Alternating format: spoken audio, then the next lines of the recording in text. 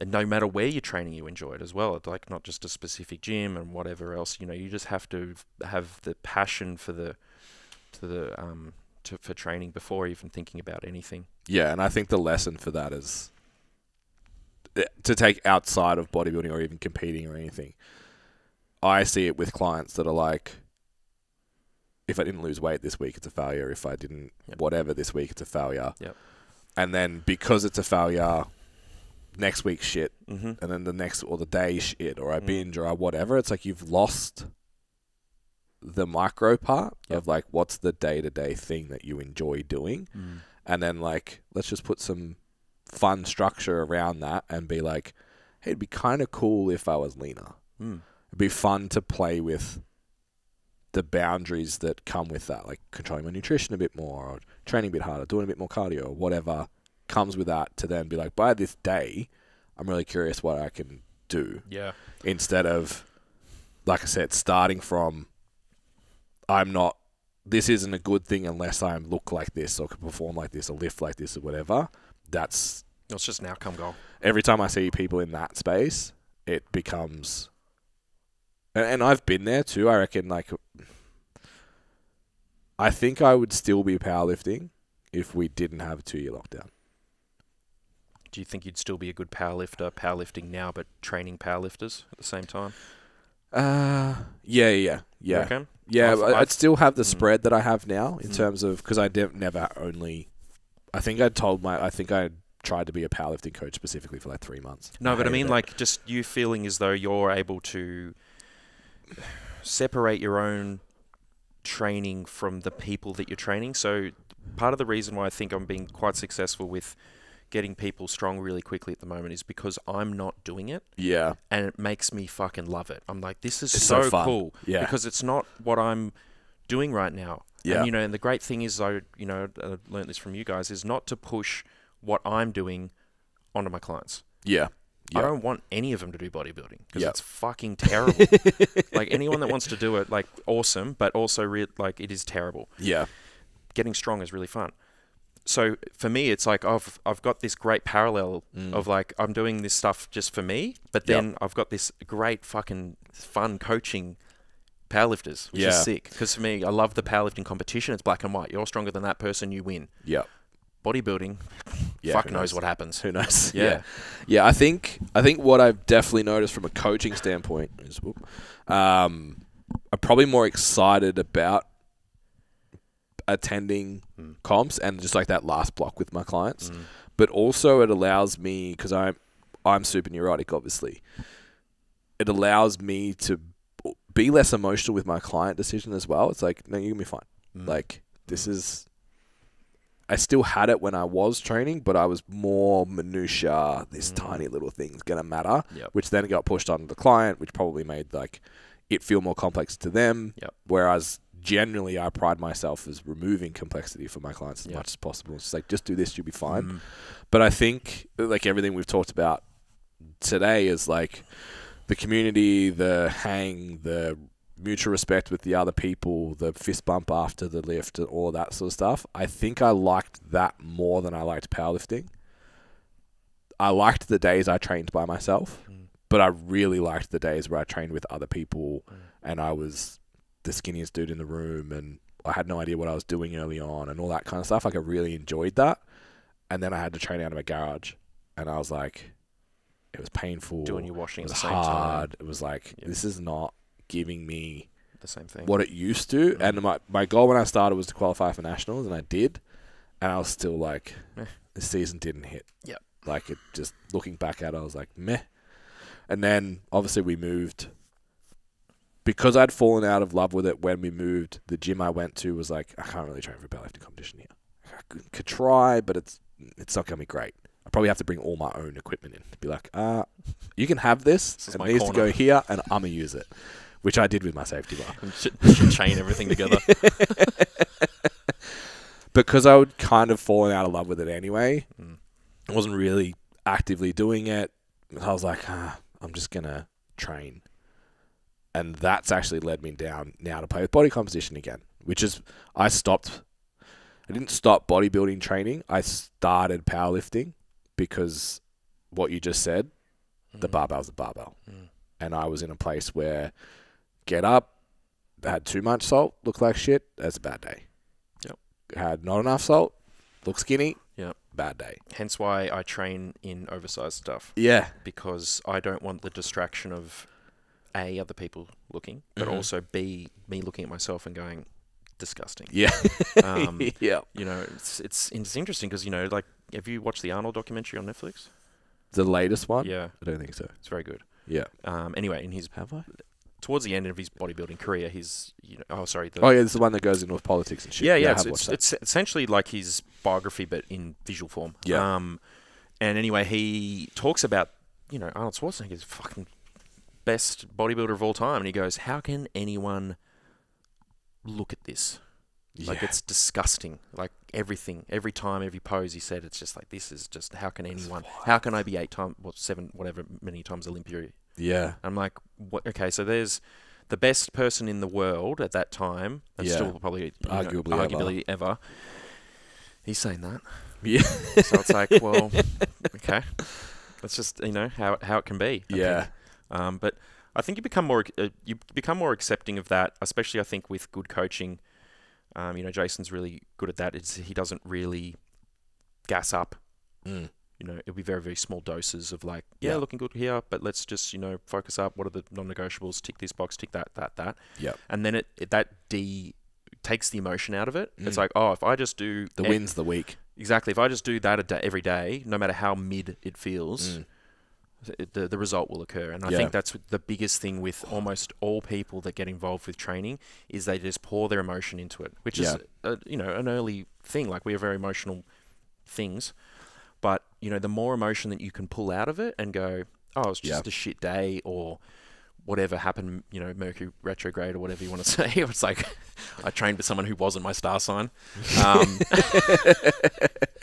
So it's like, you know, I think the more that I get, you know, involved in the sport and why I enjoy it so much more now is that the fact is I can just switch that emotion switch off. And I just go in there and I go as hard as possible I can on the given day.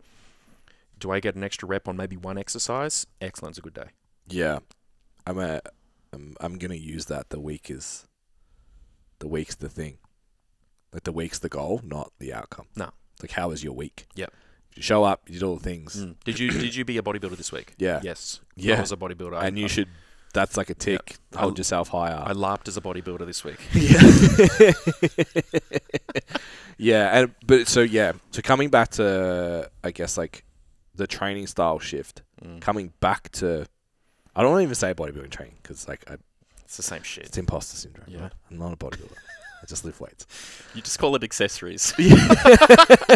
I just start my workout. I'm accessorizing. I start my workout on machine accessories now. I'm just like 100 weeks out. That's it. Yeah. But yeah, I think reflecting on what I was getting out of powerlifting that I don't even really have access to now. Like, I can't tee someone up to train at 6:15 4 times a week that's going to train exactly like me and want to do. It's not going to work. Back then, I could be like, cool, there's 8 of us that train at 2 p.m. on a Wednesday. And that would work. So now it's more just like, cool, this is the thing that I do. What do I get out of it? And cool, these are the things that when I leave the gym, I'm happy about. Yeah, cool. And then, sure, I'll take a photo and I'll do measurements and I'll do the photo shoot and I'll put last year to this year and I'll do all that shit, and it'll still be, that's still the thing we're chipping away at. But it's what am I getting out of it every time I go? Yeah, that's the most important. And then going, well, powerlifting used to give me community. Where do I get that? So it's like, all right, well, once a month, STC runs a training day. Yeah. And anytime someone messages me like, we should catch up, most people I talk to train. It's like, cool, we're going to do a workout. Like, it's always, well, let's still create that and look for those opportunities to do it and still find that outcome even though you can't do it every single day. Well, that's the goal. That's my thing with the lift-offs and the workshops. It's got nothing to do with the lifting of the weights or how strong you are or how much you learn on the workshops or whatever. I couldn't give a fuck about that. I care about people meeting other people doing the same thing. Yeah. That's all I care about. Yeah. Because I know that that's going to make people more accountable, because then they realize that they've got a team behind them that can do the same shit, and they don't feel isolated. Yeah. They're like, oh, none of my other friends are doing this. Guess what? I've got 20 other people that are, and they're all fucking lunatics like you. You know, here you go. Yeah, like, and they all like me, which means there's a chance that you'll like them. Yeah, exactly. Yeah. You know, so it was, I was talking about this with one of my clients, and I go, it's really weird that most of all my clients have exactly the same stupid amount of standard that they hold for themselves too. Yeah. It's fucking ridiculous. Like, I talk to my clients and I'm like, I've thought about that yesterday. So again, you know, putting all those people in a room is just going to enable them to A, relax, and B, you know, become better. I just laughing at myself because I talk. One of the number one things I do is I talk down my clients, not down to them, talk them down off the ledge. Yeah. Like, hey, it's okay. We're actually doing great. Look at the data. I got to check in this week. It was like nutrition was 2 and they lost 200 grams and the measurements were down. I fucking love the rating. It's so I was like, bruh. I blast people all the time. Yeah, I'm like, the macros were within like 5% on every one. I was like, dude, this is a 5 to me. Yep. Like, what do you think? And then I'll be like, nah, my fucking business is shit. Yeah. Not even that successful. It's so funny because I had this woman on the team, you know, she is going through a cut for the first time. First time ever being hungry, deficit, whatever. You know, and so in my head when I set it up, I go, okay, you know, she's going to be feeling this, this, and this, and this, and you know, it's going to be horrible, you know, for her because it's going to be the first sort of time where it's been like quite an intense struggle, and you know, first for a few weeks go by and she hasn't lost any weight, and you know, just sort of obviously, you know, just question her like, oh, what do you think, you know? What do you think's happening? She's like, oh, I'm just, you know, hungry all the time. I'm like, yeah, but that's normal. She's like, I just don't think I can do it. I go, in the last 2 weeks, even though you haven't lost any weight, your sleep's improved.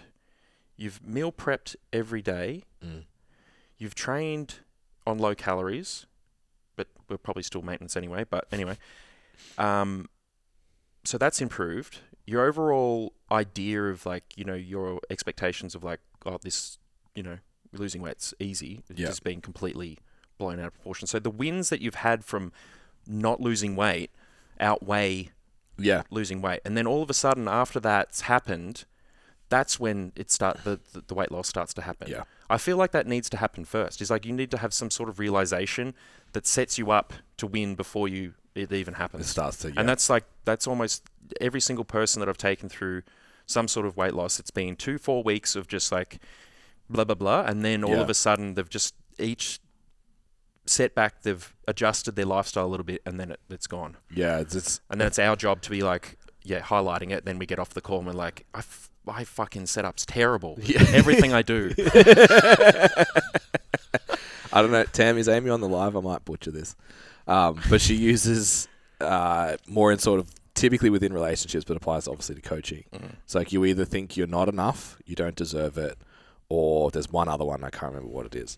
But like the not enough one, it's like, I'm not doing enough, I'm not enough, I'm not good enough to get that outcome. You need to read Essentialism. Bad. Yeah, it's in there, hey. Dude, it's in there, it's good. Yeah, so it's like, if you can tap into that as a coach, or be the client that taps into understanding that like, well, it's for us, the way you coach, I assume pretty similar to us. Like, it's fucking math, bro. Yeah. Like, it's got nothing to do with your perception of yourself or like your worthiness of losing weight. It's just math. Yeah, and that's why I say to everyone, it's like, you know, like I spoke to before, it's like take the emotion out of it because all it is data in, data out. The more that you can feed into it, the more we can adjust. Because if you can't do that and you're constantly going off, oh, I felt this, I feel this, or I feel like blah, blah, blah, the result is just, you know, it's made up. Yep. Whereas if you just plug in the numbers and go, on this X calories, if you do this, this, and this, weight go down. Yeah. Yeah. Yeah. And then you'll feel good for the goal and probably the summary of the episode. The reward is the metrics. Yeah. And if at the end of the week you can feel like the girl rated herself 2. Yep. It's like, if you can take rating yourself a 2 when your macros are within 5% over the week to taking that to a 5, what happens to everything else? Yeah. Like, your mood's better, your sleep's better, your energy's better, whole you system, move around better. the whole system works better. Life's better. Yeah. Because it's like each number that you go up is essentially almost like a operating system update. And then, again, there's more data that can hold. Yeah. And it goes forward again. So, yeah, the more I'm trying to work out that analogy better, like as far as it being like an operating system. But, yeah, it's so funny. Like, our jobs are managing the data, like, first of all. And then, secondly, it's managing people's expectations. Yeah, I would say it's managing emotion and then interpreting the data. Yeah, like the programming side of things is very like you can almost give anyone anything and they'll get results. Something, yeah. But then it comes down to how well have you tapped into the emotional reward system that to give them the feeling of that, yes, this is for me. This is going to be the ultimate program of all time. Yeah. You know, that could be fucking P90X or some shit back in the day. And if you really believe that you're going to get a six-pack ab with it, you're going to put all the data into it. Have you ever watched, Last Chance U? Yeah. Fuck, man. It's good. Best show ever. Amazing. Love it. There's one of the coaches on that says, winning a high school football has absolutely nothing to do with the players and everything to do with whether your players will run through a brick wall for the coach. I love that. And that's it. So, and it shouldn't be for the coach in our circumstance. Like, I'm not trying to set you up that, like, I'm like sick and Rex and you do it. Yeah. But your willingness to attack the thing is the number one determining factor of your outcomes. Yeah, and I said that when like Xavier was doing all his big lifts as displays in the workshops, and I said the biggest difference that you to Xavier is the fact that he's almost willing to die underneath the barbell. Yeah. And that's a skill that's developed over a long period of time, and also, you know, just from, you know, failing a lot and realizing that it's not the end of the world. Yeah. I came up with this cool analogy that probably maybe it doesn't only work for parents. I need to make it like a non-parent version. Talking about like training Gen Pop people and newer people to the gym, that just explaining to trainers that sometimes just trying really hard feels embarrassing. Yeah, I said this to a lot of my clients that, you know, is that this is also environmental. So when we were at the previous gym, and a lot of the boys and girls, they were the strongest there. Yeah. And everyone was like, what the fuck is these guys doing? Like, they were a freak show. Yeah, yeah. And I said, you are a freak show. Yeah. So you need to go to the circus, and the circus is Doherty's, you know, a fucking big boy, big chick gym. Yeah. And then you'll realize, like, oh, this is where I need to be. I don't feel like a freak anymore. And I can train hard and scream and yell and whatever you're going to be doing. So, yeah. Yeah. So we were talking about new people, like, just being willing to brace or to do those last 5 reps knowing they're going to be flushed, or they might make a noise, or they might pull a face or whatever even, and like at that level, that feels embarrassing. Dropping the barbell and making a noise. Correct. Fuck. Yeah. So people just RDL shit. I was trying to explain it to them of like, so LJ's like gone into this phase where he just gets bored super quickly, and like the main thing that he likes is just like you to sing. Amy's a fucking goat at it. Do you sing Parkway Drive to him? Yes. So, legit. So Amy's like pre-career was like childhood educator, childcare. So has all the nursery rhymes, actually has a really nice singing voice. I am neither of those things. So we're like, all right, we're putting banger techno on or like heavy metal or something. And even then, I'm like embarrassed to sing loudly in front of my 5-month-old. I'm like, that's how people feel in the gym. Yeah, absolutely. It's like, it makes absolutely no fucking sense. He's definitely not going to judge me. No. He's going to think it's the best thing ever. And I'm still like, I don't really want to really belt this out. It's really interesting. That's why it's weird because I remember, I don't remember, but, you know, with my mum and dad, you know, they would actively play with me at the playground. Yeah. I don't see that very often. Yeah. I see lots of people on their phones and not pretending that they're dinosaurs or because they'll be embarrassed, making Star Wars noises and shit. Like, I'm like, get the fuck involved. Like, anyway. So it's an interesting parallel. Maybe it's like singing in your car for people that don't have kids. Yeah, it's like if no one can see you, turn the volume up. You can't hear yourself. So you're embarrassed of yourself. Another one is like the shit that I say to Ruffles. Yeah, like, it is incomprehensible nonsense. And me and Liana just be like, like cute dog voice. Yeah. take that energy into the gym. Yeah. Like, it doesn't matter to it. Like, they love it, you know, and, you know, treat the dumbbells and barbells like that. You can talk to them like that if you like.